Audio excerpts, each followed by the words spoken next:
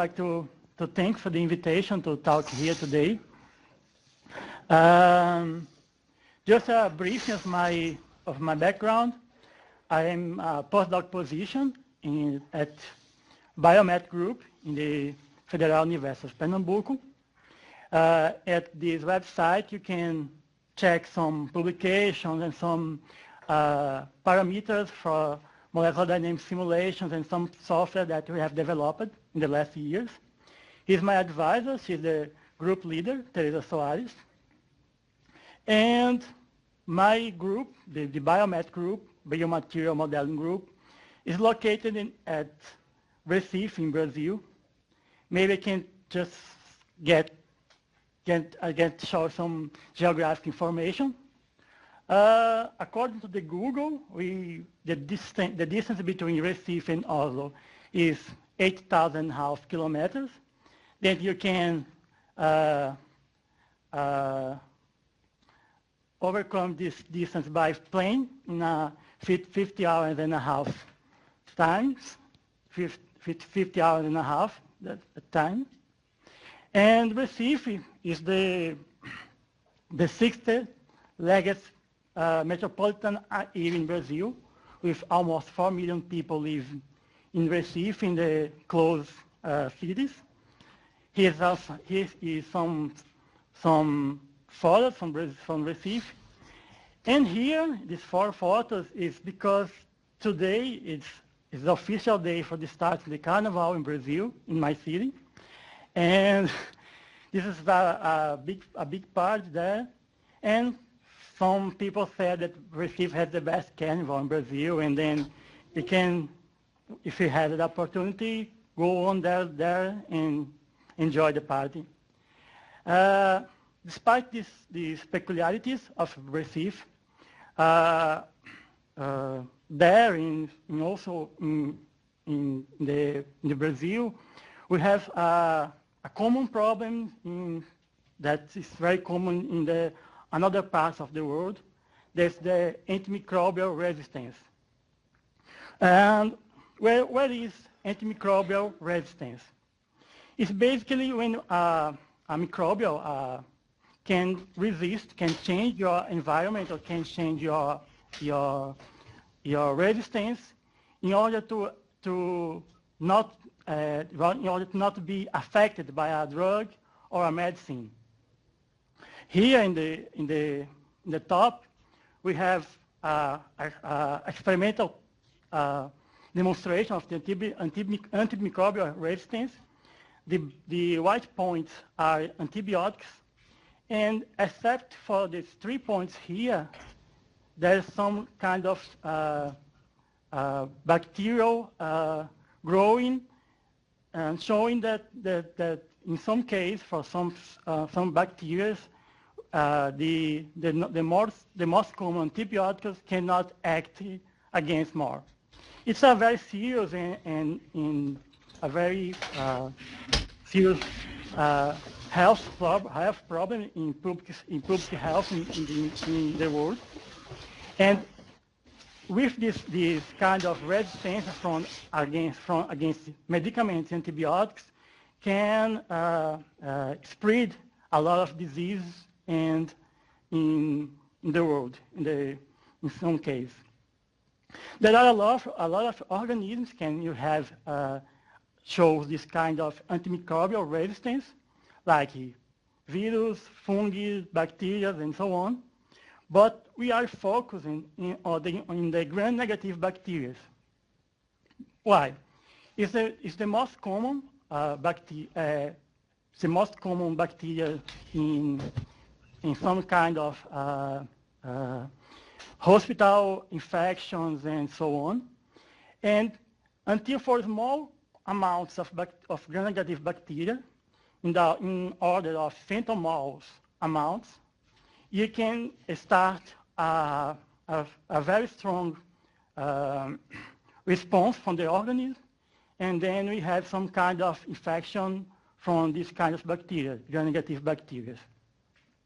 And what is the main characteristics, main features of these gram-negative bacteria? the main feature, the main characteristic of this bacteria, here's a scheme found in, is your outer membrane composition. Different from the other bacteria, like the gram-positive bacteria, the outer membrane, the gram-negative bacteria has an outer membrane. This outer membrane is composed for phospholipids, the common phospholipids, like the PPC, the PPA, and in the more external portion, there is this molecule called LPS, lipopolysaccharides. Where is the lipopolysaccharides? Maybe you can see with more details here. It's a very big molecule with 3 different parts. There's a O antigen. There's a sort of kind of sugars. There's a core oligosaccharides. There's here, more close to the lipid. And there's properly a lipid, but not a very common lipid, but a lipid called lipid A. There's this small portion here. And there is this made of this outer membrane bilayer from the gram-negative bacteria. And then here's the most common structure of the lipid A. They, as also like the other lipids, they have a hydrophilic portion, the 2 sugars here with these phosphate groups, and a hydrophobic portion represented by these apolar chains here. Okay, each gram-negative bacteria has a different chemical structure for this lipid A. The distribution of the acid chains, the length of the acid chains, or the presence or absence of the phosphate groups, it depends from each bacterium and each and the composition. While the lipid A is so important for this problem of the antimicrobial resistance, the lipid A is an endotoxin. What is this? The lipid A is a portion of the bacteria. Then when bacteria are in contact with the guest cell, the host cell, they release lipid A. It then starts to make a strong response, strong answer for the immune system of the host. And then all the infection starts from this point. And then they are the main responsible for the toxicity of a bacteria, of a gram-negative bacteria. But interesting is if we change some parts of this lipid A, depending on the bacteria, we can reduce your toxicity. For example, if you remove one phosphate group from one of these, you can remove your toxicity in order of 100 times. If you remove one or this acid chain, you can remove the toxicity in the order of 10 up to 7 or 10 up to 4. And then there's a direct correlation between lipid A chemical structure and endotoxicity. Okay. It's a relationship between biological activity and chemical structure. It's important to say here that, okay, in this scheme, we have the lipid A in a bilayer structure where the lipids are concatenated one at the side of the other one. But when we have the lipid A released in the organism, if you have a minimal concentration of these lipids, they can aggregate in different forms, in different membrane aggregates. And then it depends of the shape of the lipid. For example, if you can define a packing parameter P, where V is the volume of the lipid structure, L, the length of the hydrophobic part, EA, this area per lipid. And depending of the packing of this parameter, you see these packing parameters and these structural features of the lipid A, we can aggregate lipids in like a micelle when the P is around is bigger than 1/3 and minus in smaller than 1.5. We can the lipids aggregate in a lamellar phase, not like planar, or when this P around half, we can a planar aggregate with a more complex structure. It depends of the lipid form. In the case of the lipid A, there are some experimental evidence that we can directly correlate the shape of the lipid with its aggregation form. This tilt angle here is a measurement from Fourier transformer with ER. Then have measured the angle between the plane of the lipid bilayer or a lipid structure, supramolecular structure, with the sugar of the lipids.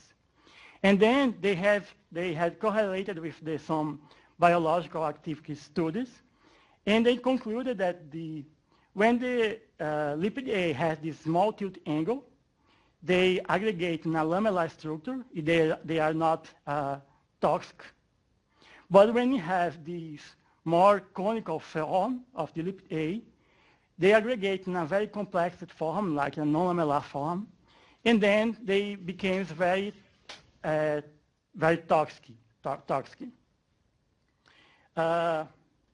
In terms of the lipid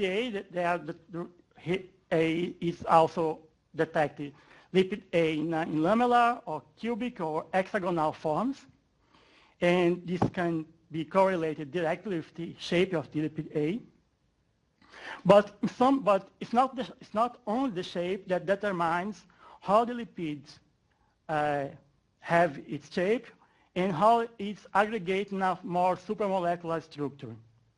For example, if you have effect of temperature or pH, cations like calcium or magnesium, you can, the lipid A membrane can undergo some kinds of non-lamellar transitions. And also, depending on the temperature or in the lipid A structure, we can have different phase temperatures of phase transitions of these lipids. It means phase transitions basically how change like some properties like fluidity or ordering of the lipid A acid chains. And then we have this amount of information that lipid A is the main responsible for the toxicity of the gram-negative bacteria. We also know that the lipid A shape determines how the bacteria, how toxic can be a gram-negative bacteria. And then we know that some properties can be influence the lipid A shape, and then posteriorly the chemical activity, the biological activity. Then we can, what we can make with this information? We have started to modeling we have made some molecular modeling studies. We have used classical molecular mechanics because for the size systems is a little big to treat for another form. And basically, which kind of information we have to develop to start to study this kind of system theoretically by molecular dynamic simulations. I gave just some, I will give some just very quickly about this. We can discuss about more details after the talk or when you want. Basically, we have to define before to start modeling which kind of particles we are trying to simulate.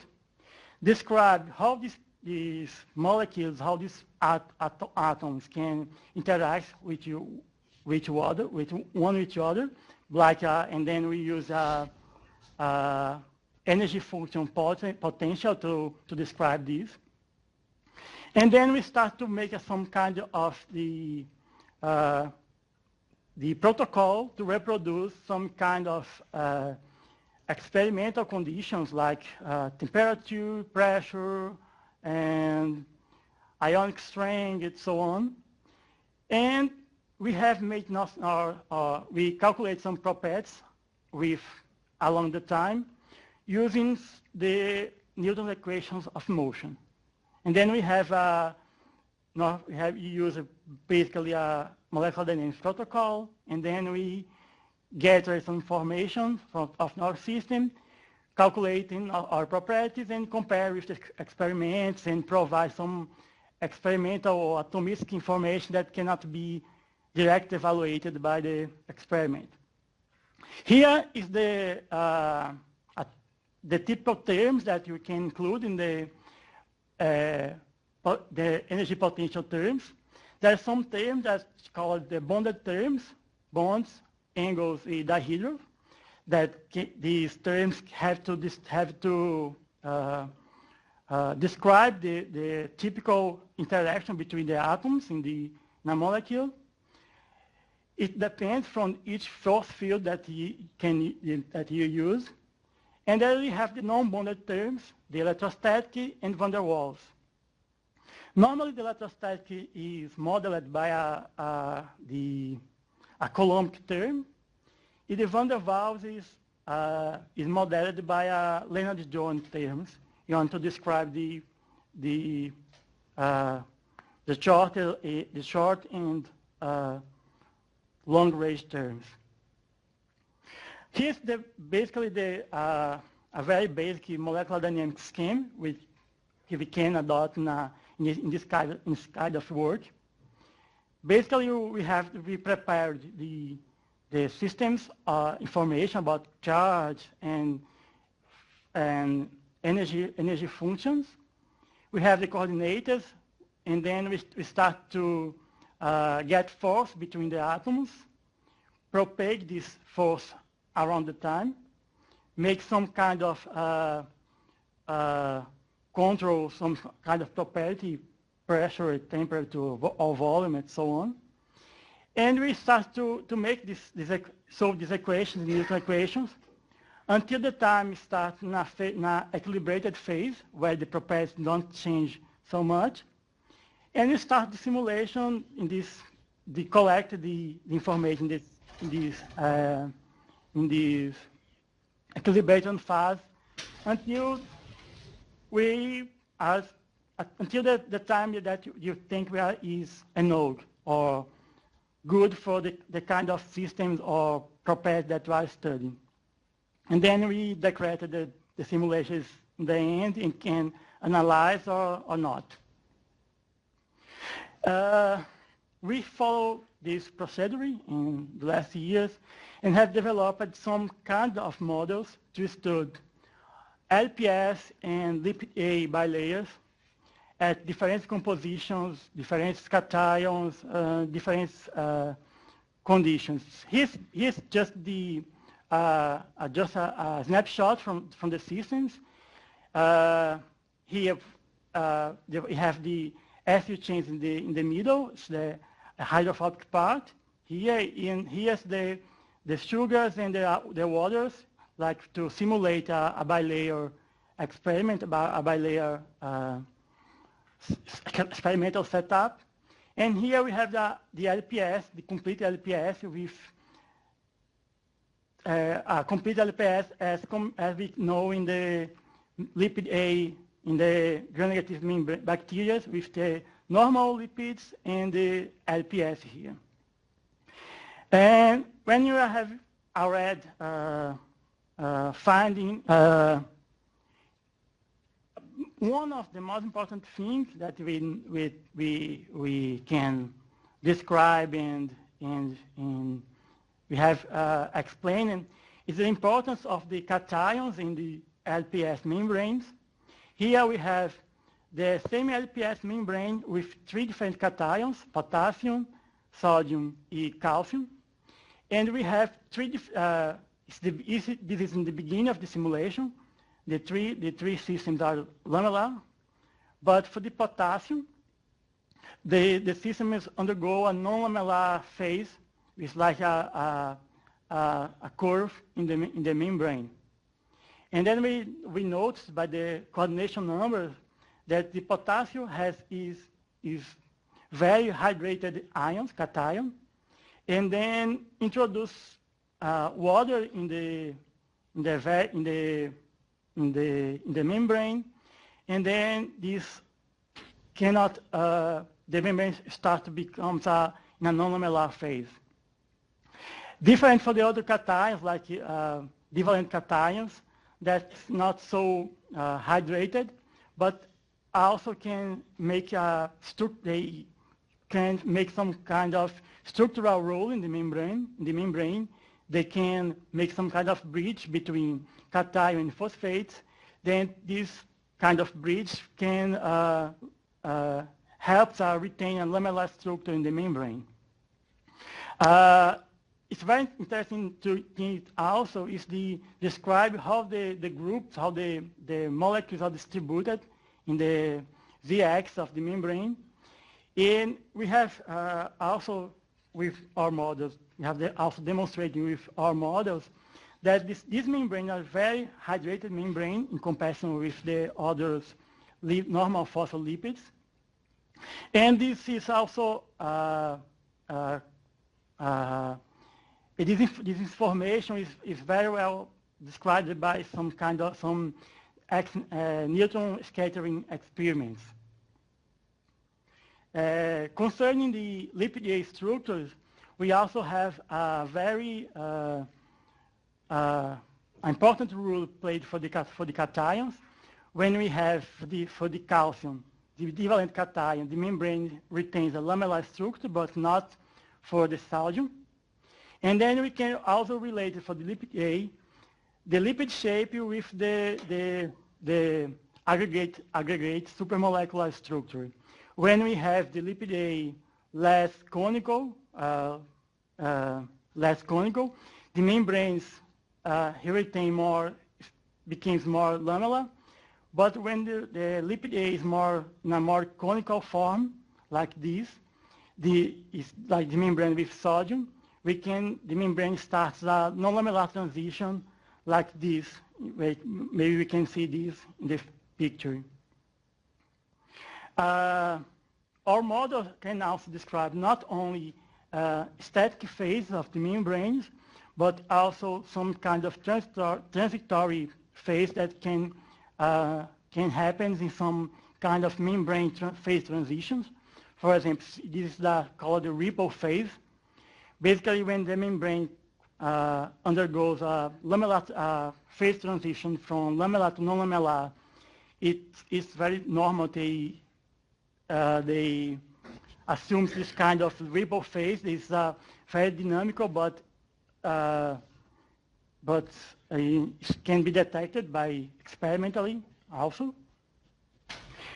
And then we have basically just some spots from that have made until now, and they have qualified our models to study this kind of membranes in different situations against different cations and so on. And then we started to face some kind of challenges and how to apply this model in more complex and more real situations. There is a lot of process involved in membranes in the nature for the gram-negative bacteria that we can explore. like the zipping or the fusion of the membrane. But these systems are very big to treat by molecular dynamic simulations, atomistic molecular dynamic simulations. Just to give some idea how big are these systems, this kind of systems for our models. Some time ago, we have made some benchmark of our calculations. We took different compositions, lipid A and LPS. We can see different simulations ranging from 6,000 to 1 million atoms. And we have made some kind of benchmark in different platforms around the world with CPU. And then we see that the performance on this kind of calculation at different CPUs. There's some kind of scaloning. For example, we can see, for example, that comparison, how many nanoseconds per day we can make is around, depending on the system, from around 5 or 60 nanoseconds per day. It's not so good. It's not so long because some kind of dynamic properties of membranes, the movements in membrane takes in order of 10 microseconds or so on. It's not so, the performance is not so optimal. And we also have problems when we have with the scaling. When your system has a large amount of water, the performance becomes very poor. And then if you want to start to study some problems, of more complex problems with bigger systems, the atomistic way is not the best choice to make this. And then we have started to think about this, and through then Michele and my advisor Teresa can have the idea to study this particle field potential, to study this kind of systems now. Basically, I will talk about very quickly about the model. It's the main work I will make here. Basically, the particle field simulations. This different way of making coarse simulations of membranes and biological systems. And we can define a Hamiltonian that we can split in a Hamiltonian for the systems isolated, just with the bonded terms. And then we have this functional form here that is just it contains the induced form of the non-bonded interaction, like van der Waals and electrostatic terms. We can write these terms like a functional from the density of the systems. And with a bit more algebra, we can explicit a mean field potential that interacts with the unperturbed systems, and then make dynamics where this one of these integrations of that happens here, that comes from here. There's different forms of calculate this. Sorry, but this slide was not well formatted. And basically, is here is just some kind of scheme of the we'll follow in our EBT particle field simulations. We'll start with initial configuration with the density coming from a grid that we will define before. that will grid not all lipids in a density field approach. And then we can start to calculate this potential, this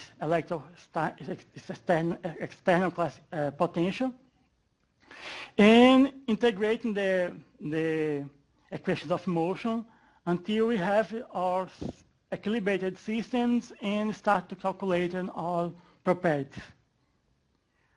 Yes, it may be yes.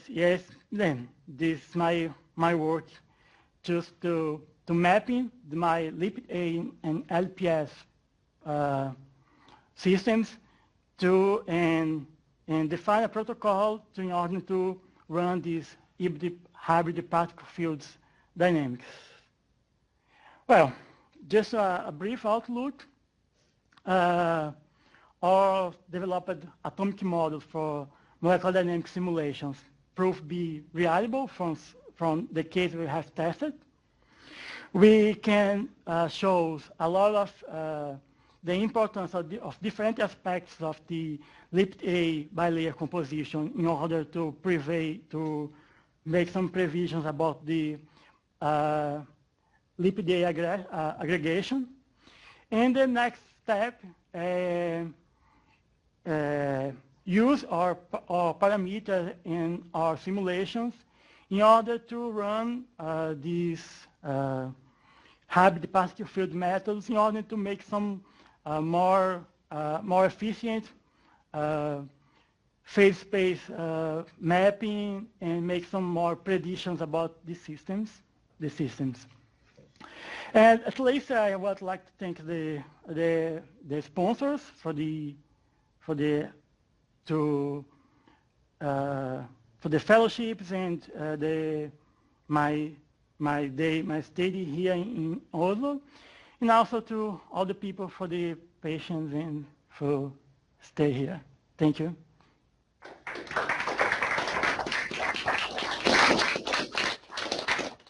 Questions?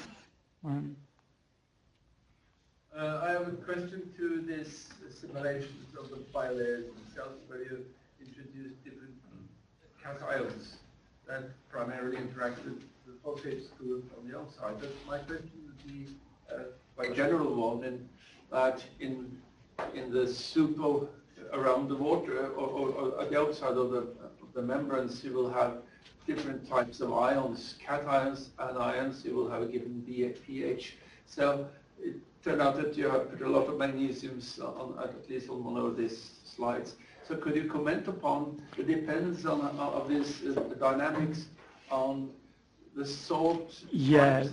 Not necessarily on the concentration, but the relative concentrations, the presence of. We take care about this. For example, for example, the phosphate group here in the lipid A.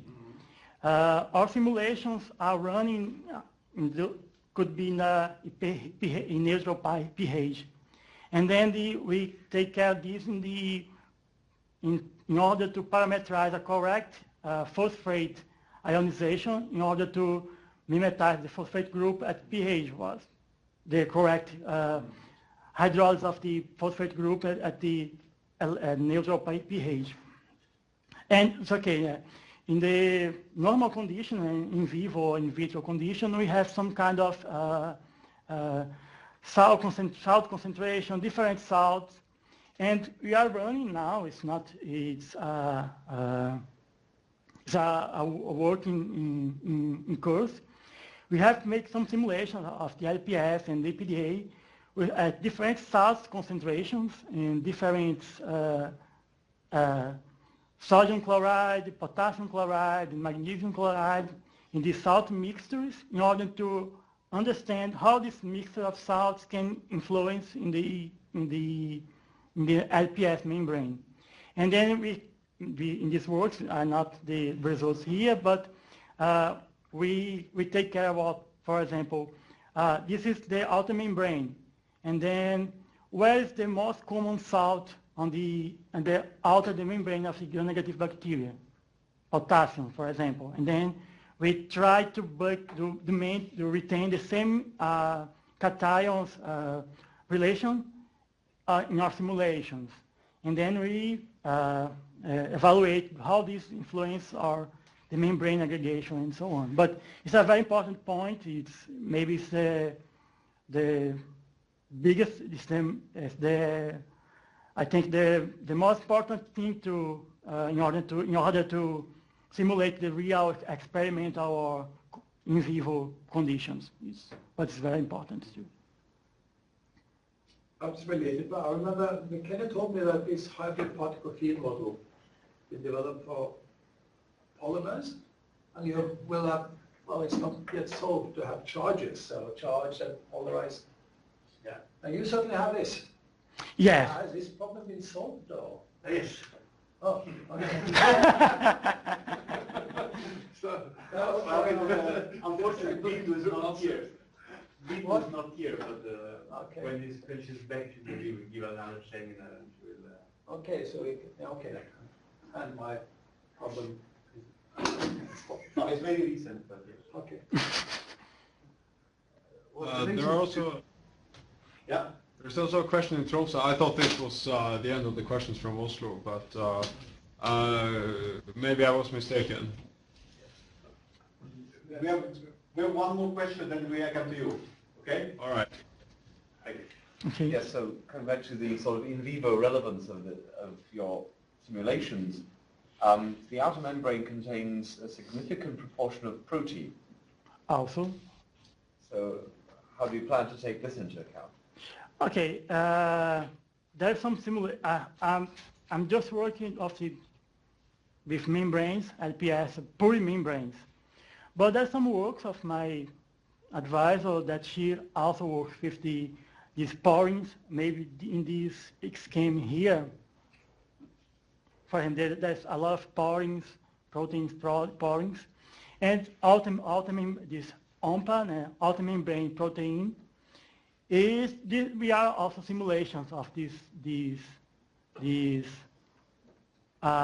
protein membranes, the one where the protein is inserted in the membrane. But it's also a very complex term because the protein membranes are very big, really big, and then in order to really understand how the membranes influence this protein, have to make some kind of big patch of membranes also, and then it scales a large atomic simulation with a lot of atoms, and it's not so very practical in the atomistic. Maybe we can also check with the habit. And the second question relating to that, in gram-negative bacteria, the outer membrane is anchored to the rigid peptidoglycan. Yes. Which may constrain sort of lateral movement, but also curvature and stuff. And in your simulation where you have the potassium, you've got this curvature. Do you think that that can happen if you have the peptidoglycan there constraining the membrane?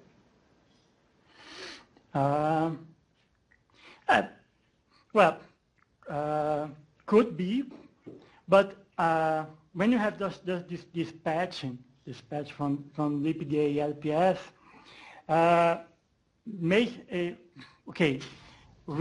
we don't know exactly in the bacteria, but when the bacteria infected a host, in a cell host, they release the LPS, and then this aggregate form they attach in the proteins of the host system, and then start to the immune system answer.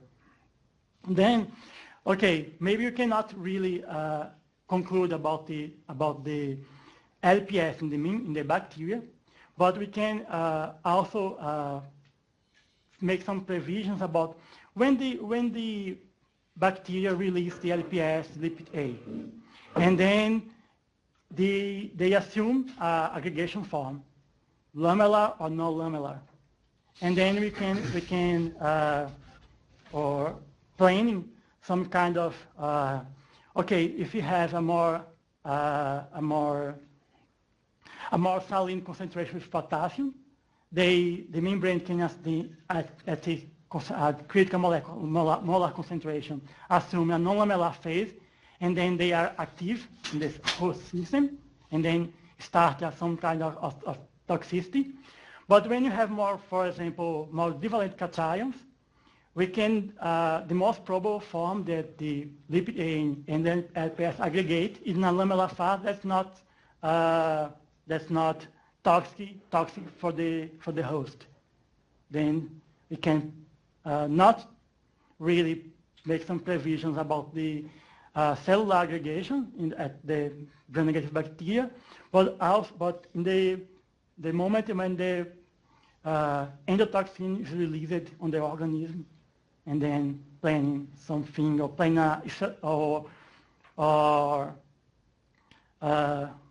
make some assumption of how to avoid this kind of aggregation in the in vivo or in the laboratory experiments.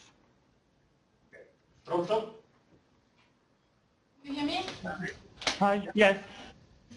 So you said that the conformation of lipid A determines the toxicity. So my question would be, how do you actually make that experiment?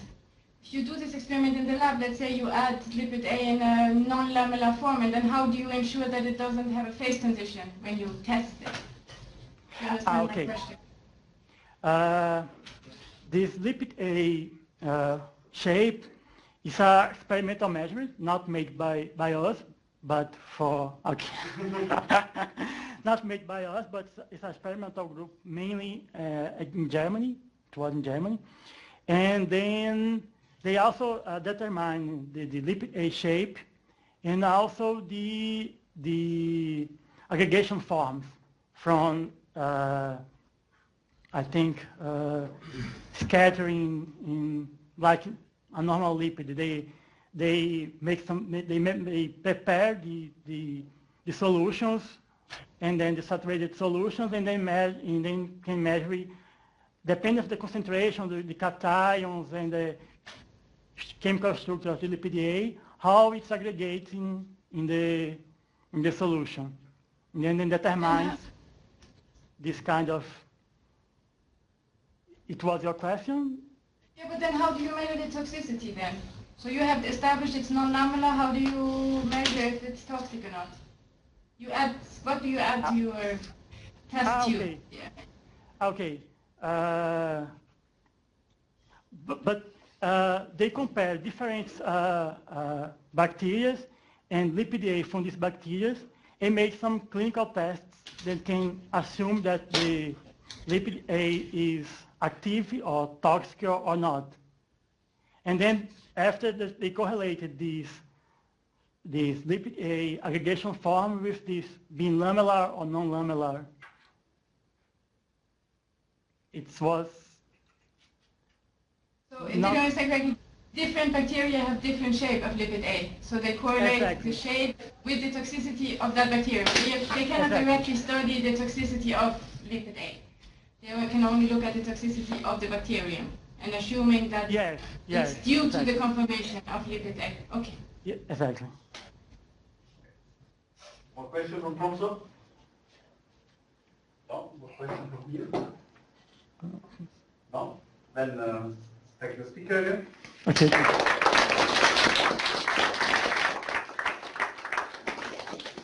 Bye.